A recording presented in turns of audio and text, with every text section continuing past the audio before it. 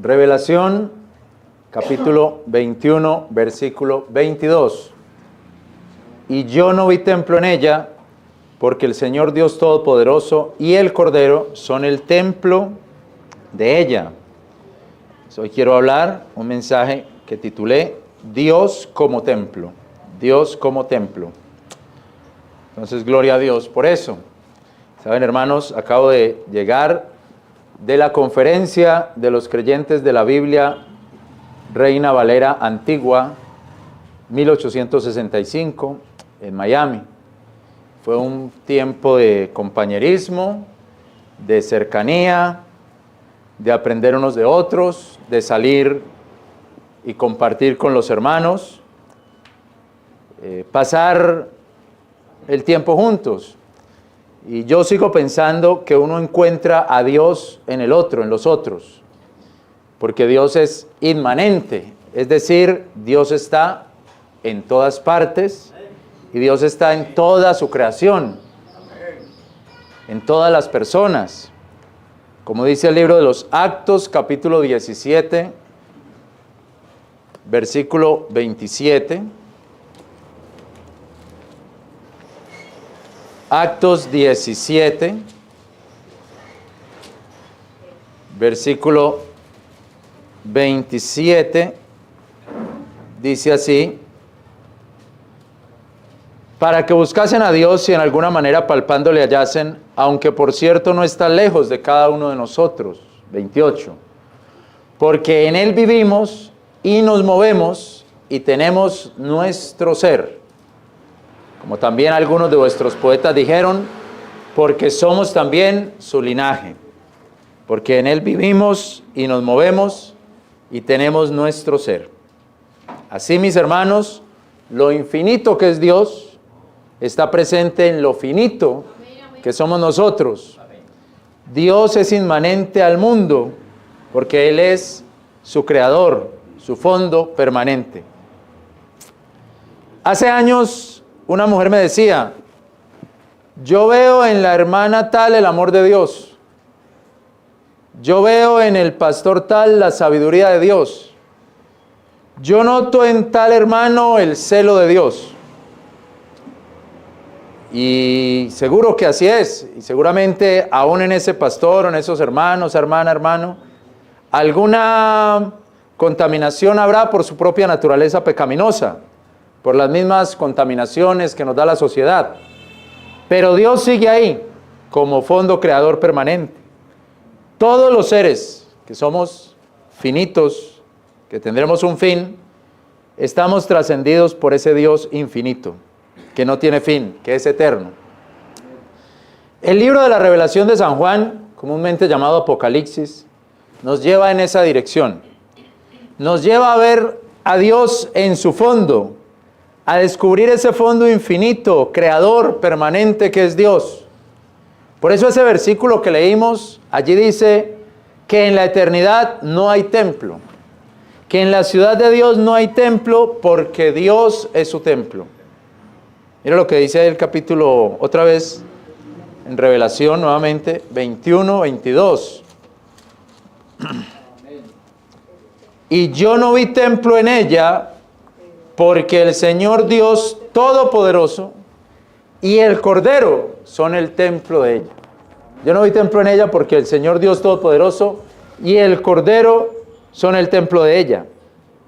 Esto lo podemos comparar también ahí mismo en el libro de los Hechos o de los Actos que leíamos ahorita, capítulo 17, el versículo 24, 17, 24. Dice así: el Dios que hizo el mundo y todas las cosas que hay en él, como es Señor del cielo y de la tierra, no habita en templos hechos de manos, ni es servido por manos de hombres, como si necesitase de algo, pues Él da a todos vida y aliento y todas las cosas. Entonces nosotros vemos que Dios es infinito. No puede habitar en templos hechos de mano. No cabe ahí en templos hechos de mano, digámoslo así. Es todopoderoso. Entonces Hay una relación entre el final de la Biblia que dice, no hay templo en esa ciudad porque Dios es el templo. Y este versículo que dice, Dios no puede caber en templos hechos de manos, porque es infinito, no puede caber en templos hechos de manos. De igual manera lo puede ver ahí en el libro de los Actos, en el capítulo 7,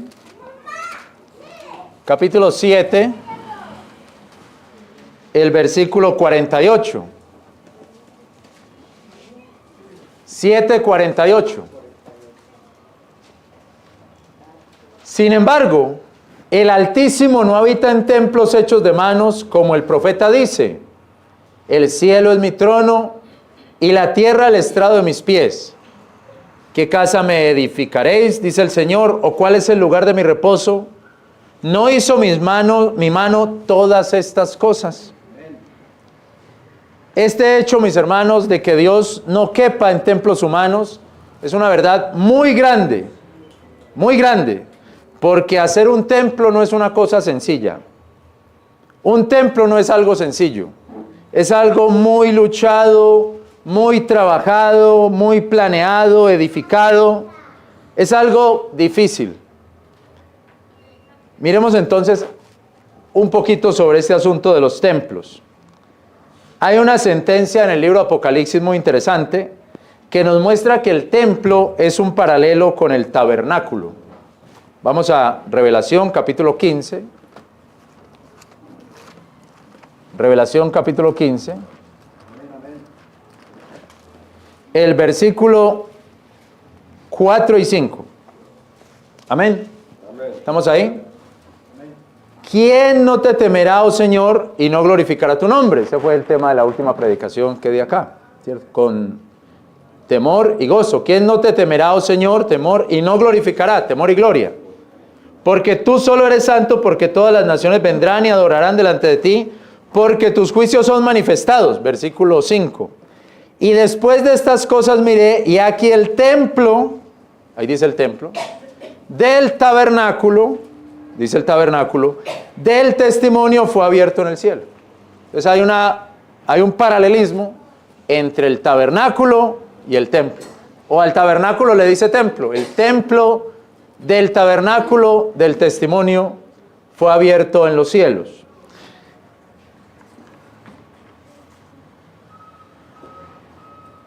Mire, segundo libro de Samuel, capítulo 22. Segundo libro de Samuel, capítulo 22, versículo 7. Aquí todavía no está hecho el templo de Salomón.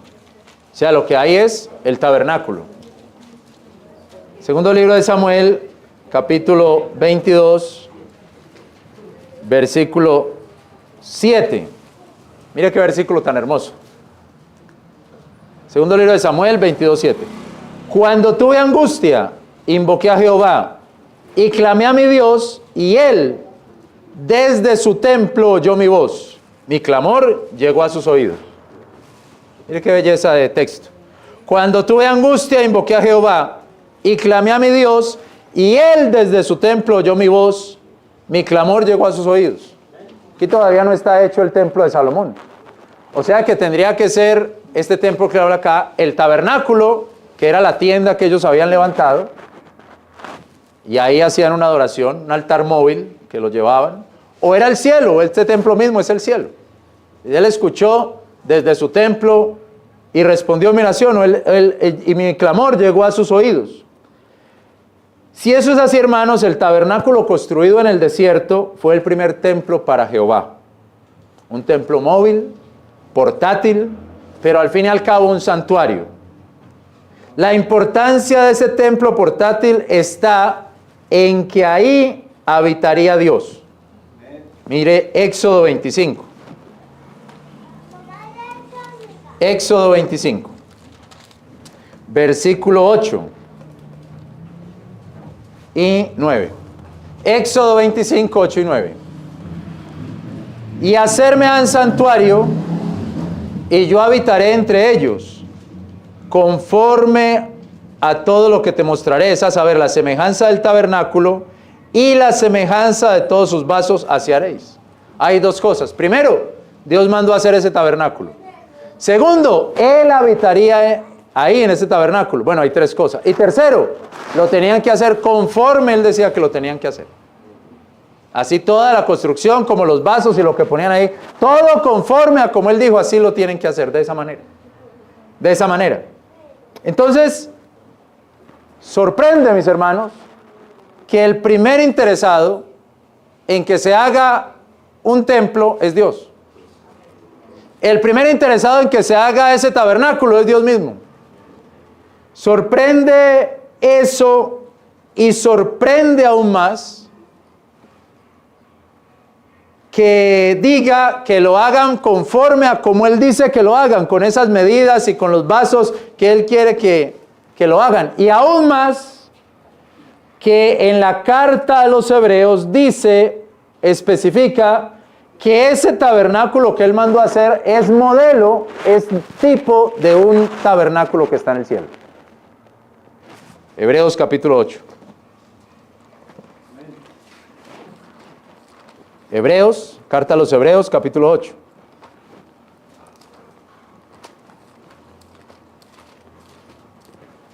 Carta a los Hebreos, capítulo 8, versículo 2. Ahí está hablando de Jesucristo, sumo sacerdote. Y dice, ministro del santuario y del verdadero tabernáculo que el Señor asentó y no el hombre. Ese es el tabernáculo del cielo. Ahora mire el capítulo 9, el versículo 24. 9:24 de Hebreos. Porque no entró Cristo en el santuario hecho de mano, o sea, en el de la tierra, en el que hizo Moisés. En el santuario hecho de mano, que es la figura del verdadero, o sea que hay un santuario en el cielo.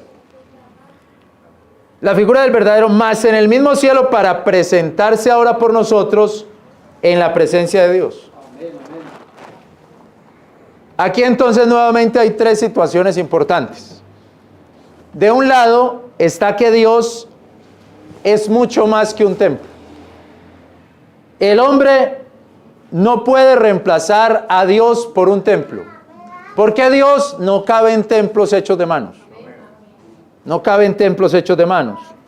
Como dijo Pablo en Atenas, no hemos de pensar que la divinidad sea semejante a oro, o a plata, o a piedra, o a escultura de artificio, o de imaginación de hombre. Por muy hermoso que sea el templo, por mucho oro que tenga el templo, y el oro es algo que Dios dejó, pueden pensar los que están construyendo el templo, bueno, vamos a hacerle enchapes en oro porque es de los materiales más hermosos que Dios dejó. Pongámosle todo esto en oro, hagámoslo en oro, porque es algo que Dios dejó. Por mucho oro que tenga el templo, no se asemeja a Dios. No se compara con Dios. Por mucha plata que tenga el templo, no se compara con Dios. Así esté lleno de incrustaciones de plata. Amén. En Lima hay un templo en Lima, Perú, hay un templo que las sillas del santuario del altar, un templo católico, se demoraron 25 años haciendo esas sillas. Son como 20 sillas o 24 sillas, a semejante que a los 24 ancianos. Es decir, eso demoró 25 años. El carpintero tuvo trabajo 25 años haciendo la silla. Entonces la gente va a admirar esas sillas. Mire todo esto. No admirar a Dios, sino admirar el templo y admirar las sillas que hay en ese templo. En París, bueno, yo no he ido a París, pero en la Catedral de París, de Notre Dame, las estatuas que hay son del tamaño de las personas. Las estatuas, San Pedro y esas estatuas que hay, son del tamaño de la gente o hasta un poquito más grandes. ¿Por qué? Porque el que construyó eso dijo, quiero hacerlas para que la gente cuando entre piense que entró al cielo y que ya está rodeado de San Pedro y San Pablo y todos allá en el cielo. Entonces la gente entra a esa catedral, los presidentes y los grandes gobernadores, gobernantes entran allá y los que hicieron eso es para que entren ya al cielo. ahí están rodeados de todos los santos. Entonces la gente admira el templo, pero no a Dios. No podemos comparar a Dios con el templo. Dios no se puede asemejar, dijo el apóstol Pablo. El Dios que hizo los cielos y la tierra no se puede asemejar a plata, oro, escultura, obra hecha de manos. Porque no cabe en ese templo. No cabe en eso. Entonces, de un lado, hermanos, está el templo.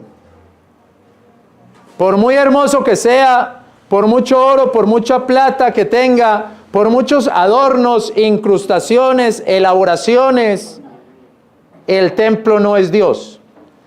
Pero la belleza del templo puede hacernos olvidar la belleza de Dios. Nosotros acá pensamos, bueno, vamos a seguir construyendo este lugar, este espacio. Vamos a seguir mejorándolo. Pero tiene que haber un predicador siempre que diga que nada de lo que se mejora este lugar puede asemejarse a la belleza de Dios. Siempre tendrá que haber alguien diciendo eso. De otro lado tenemos que Dios mismo mandó a hacer un templo, semejante al santuario celestial, y que Él habitaría en ese santuario, en ese templo. Como dice Éxodo 25:8, me harán santuario y yo habitaré entre ellos. Muy diferente a la manifestación de Dios en el monte, con fuego y granizo y truenos, y muy diferente. Ya cuando hacen el templo, la cosa está más tranquila, la situación está más tranquila. El tabernáculo. Y en tercer lugar, y aquí vuelvo a donde empezamos este mensaje, Dios como templo. Aunque Dios mandó a hacer un templo, un tabernáculo, para que su pueblo tenga cultos, sin que ese pueblo adore ese templo, sino que adore al Dios que está ahí. Digo, aunque Dios mandó a hacer ese templo, un día cualquier tipo o vestigio de templo, de tabernáculo, de santuario, un día desaparecerá. Porque, como leímos en el versículo de Revelación 21:22, yo no vi templo en ella, en esa ciudad, porque el Señor Dios Todopoderoso y el Cordero son el templo de ella. Entonces vuelvo a reiterar para hacer lo más claro que se pueda, lo más claro que podamos hacerlo. Dios mandó a hacer un tabernáculo, un templo, conforme al santuario que está en el cielo para Él habitar allí. La gente construyó templos tan maravillosos que asemejaban a Dios con el templo, pero Dios no cabe en ningún templo. Aunque habite allí, Él no cabe, porque Él llena el cielo y la tierra. Y lo mismo podríamos decir aún de nosotros mismos, de nuestro cuerpo como templo de Dios. Dios habita en nuestros cuerpos, pero Él no cabe en nuestros cuerpos porque Él es mucho más grande, más abarcador, más inmenso que nuestros cuerpos. Dijimos al principio, Él es el Dios trascendente e infinito que habita en seres humanos finitos, intrascendentes. Nosotros somos seres humanos finitos, intrascendentes. Él habita allí.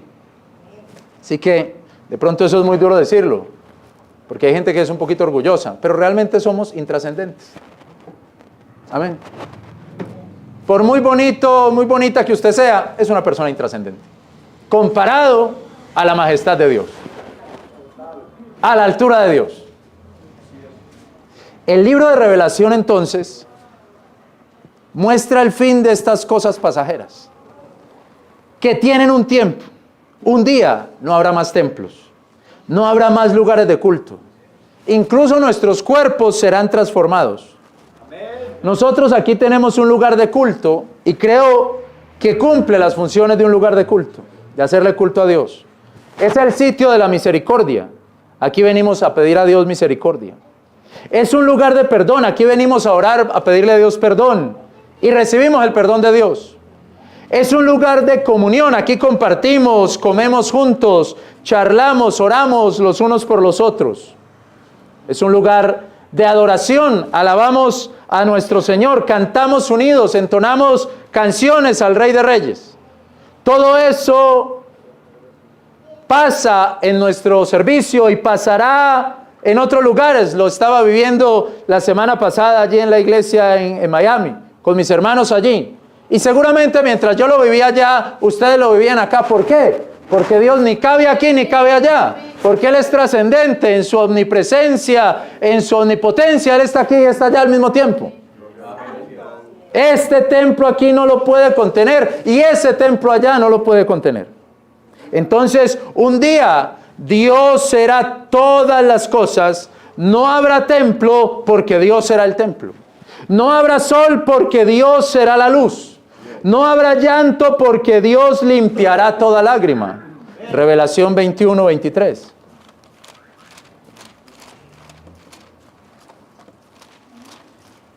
Revelación 21, 23.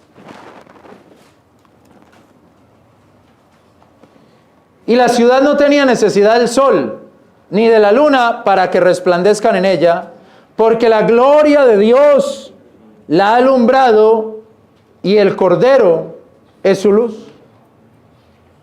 Capítulo 21, versículo 3.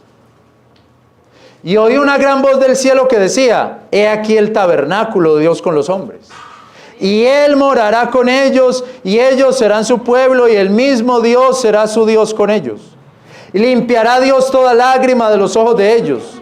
Y la muerte no será más, ni habrá más pesar, ni clamor, ni dolor, porque las primeras cosas son pasadas.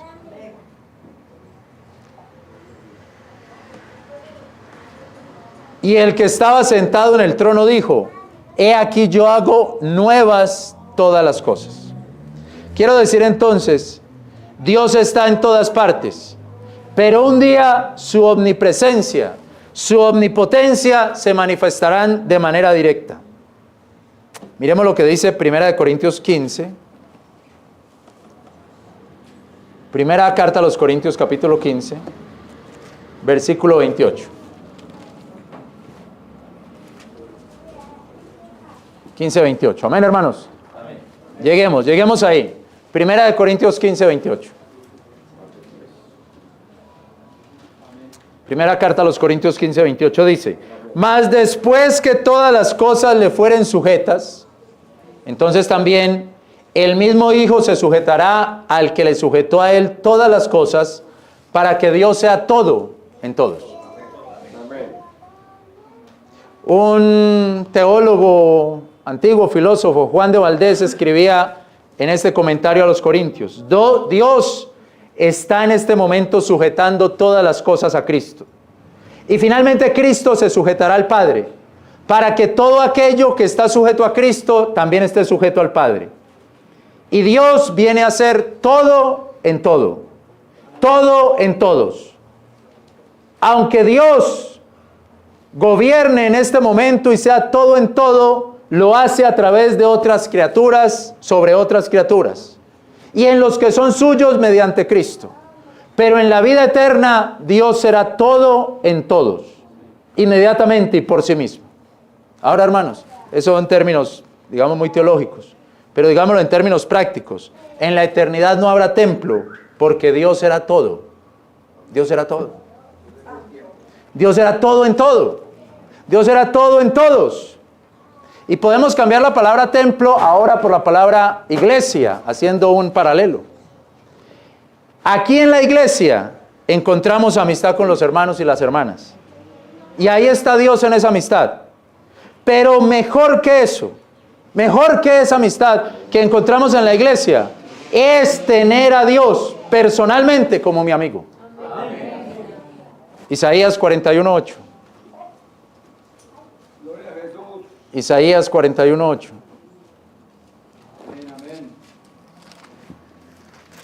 Dice así la palabra de Dios: mas tú, Israel, siervo mío, Jacob, a quien yo escogí, simiente de Abraham, mi amigo. Aquí tenemos amistad los unos con los otros, y en esa amistad que tenemos los unos con los otros está Dios. Pero es mejor tener a Dios de amigo. Es mejor directamente que Dios sea nuestro amigo, porque al final Dios va a ser todo en todos. Es mejor ir madurando esa relación. En la iglesia le cantamos a Dios, alabamos a Dios como cuerpo. Los hermanos de la música ensayamos para hacerlo de la mejor manera. Buscamos las notas, practicamos las voces. Algunas veces sale muy bien y otras no sale tan bien. Y entonces miramos videos y pensamos que esos videos salen mejor, que en esas otras iglesias cantan más lindo, alaban más lindo, que tienen gente más preparada para tocar o para cantar. Y pensamos qué alabanza tan hermosa, tan bien preparada, pero mejor que esa alabanza tan bien preparada y esa alabanza tan hermosa del templo más grande y más hermoso que canten. Mejor que eso es que Dios sea nuestra alabanza. Amén. Es que el mismo Dios sea nuestra alabanza. Amén. Jeremías capítulo 17, versículo 14.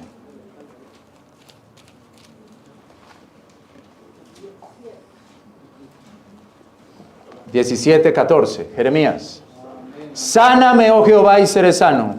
Sálvame y seré salvo, porque tú eres mi alabanza. Amén. Mejor aún que el más grande grupo de alabanza y más hermoso grupo de alabanza es que Dios mismo sea nuestra alabanza. En la iglesia encuentro alegría, encuentro gozo. Al escuchar la palabra de Dios, cuando entran en mis oídos las maravillosas promesas de su gracia. En la iglesia encuentro alegría y por eso voy a la iglesia y por eso visito constantemente la congregación, porque quiero una vida espiritual en alegría, en gozo.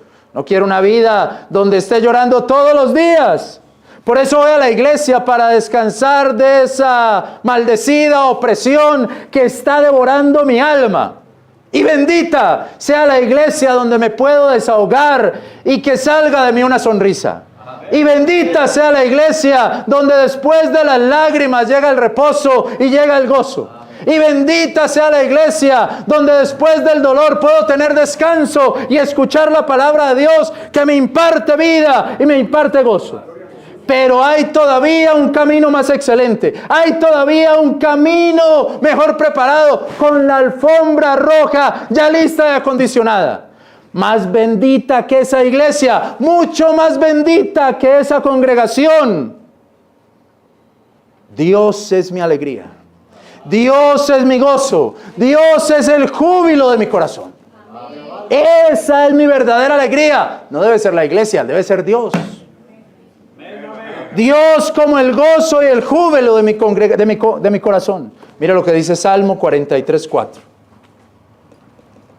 Salmo 43:4.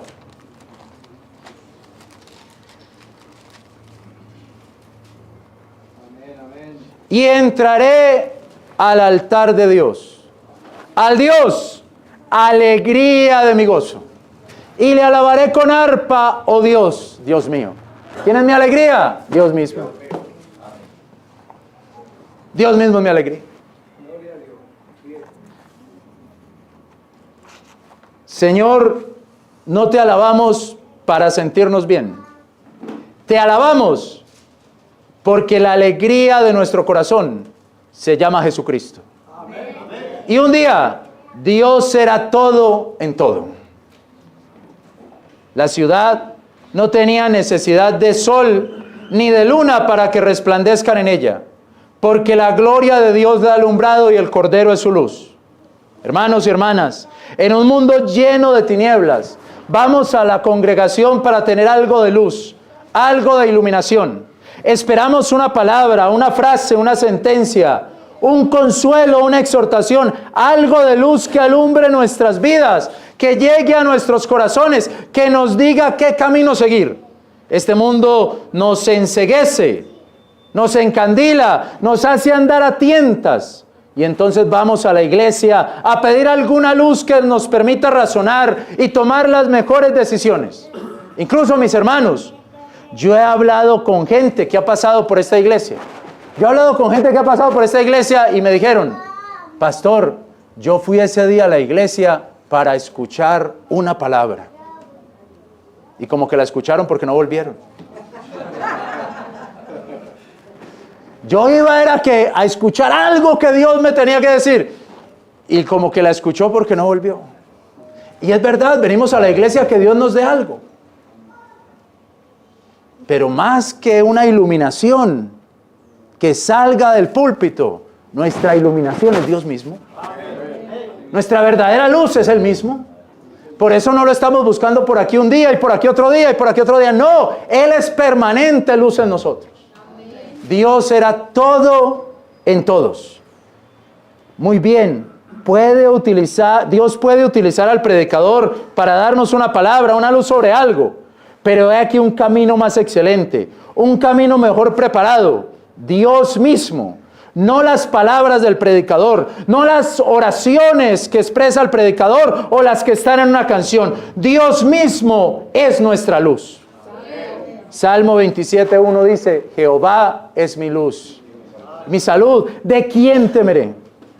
Así, mis hermanos, alabanza, amistad, alegría, iluminación, y así podríamos ir enumerando una a una cada cosa de las que venimos a buscar en el templo. Pero Dios es todo eso y seguramente mucho más de lo que alcanzamos a imaginar o a entender. Como dice Revelación 21:22. No hay templo en ella, porque el Señor Dios Todopoderoso y el Cordero son el templo. Oremos, hermanos, le damos gloria a Dios. Gracias, Padre Celestial. Tú eres todo en todo. Tú eres todo en todo, Señor. Más importante que nuestra amistad en esta tierra, aunque ahí vemos tu gloria, es que tú seas nuestro amigo. Más importante que nuestra alegría aquí en la congregación, que el gozo que podamos tener en nuestra congregación, es que tú eres nuestra alegría. Tú eres el gozo de nuestra vida. Más importante aún que la alabanza que cantamos en la iglesia. Más importante aún que la preparación de la alabanza y las canciones que cantamos a la iglesia, es que tú eres nuestra alabanza. Tú eres el Dios de nuestra vida, Señor. Nos gloriamos y alabamos a tu nombre, Señor. Y cada cosa, aún la iluminación, las palabras, las sentencias que puedan salir de este púlpito son importantes y seguro, Señor, tú utilizas al predicador para que nos dé una palabra de fe, una palabra de vida, una palabra de aliento. Pero más importante todavía que la palabra que salga de un hombre es que tú eres nuestra luz. Amén. Tú eres nuestra iluminación, Señor. Tú eres nuestra exhortación. Tú eres, Señor, nuestro júbilo. Tú eres todo, Señor. Por eso algún día ni siquiera se necesitará un templo. Porque tú serás el templo. Como dice ahí, la ciudad no tiene templo. No vi templo en ella, porque el Señor Dios Todopoderoso y el Cordero son el templo de ella. Gracias por esta palabra que nos das. Y Señor, nos arrepentimos. Nos arrepentimos. Porque muchas veces buscamos es lo secundario y no directamente a ti. Buscamos es la alegría, el gozo, la exhortación, la reprensión en lo secundario y no directamente en ti. Tú que eres nuestra exhortación, nuestra reprensión, nuestra alabanza, nuestro gozo, nuestra satisfacción. Tú que eres todo en todo, Señor. Perdónanos por eso. Y al mismo tiempo te agradecemos por la palabra que nos das. Y al mismo tiempo te adoramos por esa palabra que nos das. Bendito seas. Guarda a tu pueblo, Señor. Su regreso a casa. Sus emociones. Lo que tú hablaste hoy en la enseñanza de la escuela dominical y lo que hablaste ahora en esta predicación. Guarda a tu pueblo y cuídalo, Señor, y llévalo en paz. Que cada persona de los que estamos acá pueda acercarse más a ti. Más a ti. Los jóvenes, los niños, los adultos, todos. Y a darte la gloria a ti, Señor. Bendito seas por siempre. En el nombre de nuestro gran Señor y Salvador Jesucristo. Amén. Amén. Hermanos, salúdense a los